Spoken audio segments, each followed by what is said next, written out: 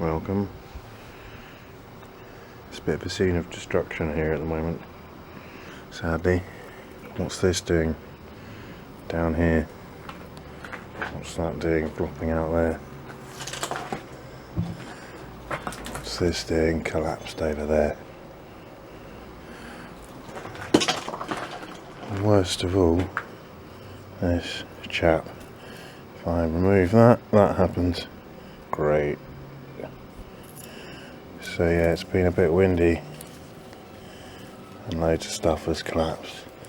This, I'm told, I probably just should snap off. Can't really bring myself to, but I suppose I probably should. This doesn't actually look snapped down there, so I'm hoping like it will learn to stand up again. But we'll see. In slightly better news, the homemade support piece of string seemed to keep the lily from suffering too much with the wind. The rice one didn't seem too bothered, so that's good. The St John's wort is looking really nice with these flowers and berries, so that's also nice. And coreopsis is coming out, which is also nice.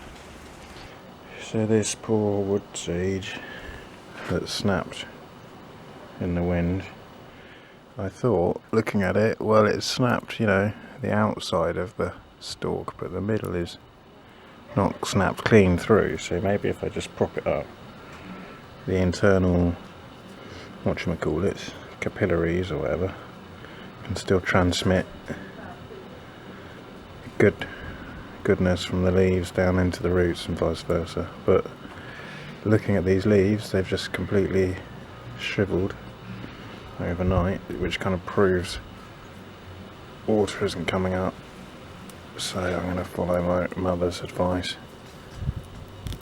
and just snap it off completely, in the hope that it will then concentrate its energies on the fresh growth from the very base.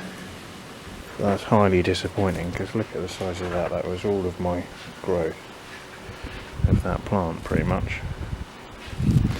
I wish you could smell it. It smells very, well, it's a sage, isn't it? So this is interesting. The other week I noticed that this clem was sort of growing sideways in a way that I hadn't really realised was the clem and not the general weeds. So I pinned it up against this cane, and after doing pretty much nothing for a year, as soon as it's got this cane, like I tied it up here, and it's already gone way up there. So it's grown like,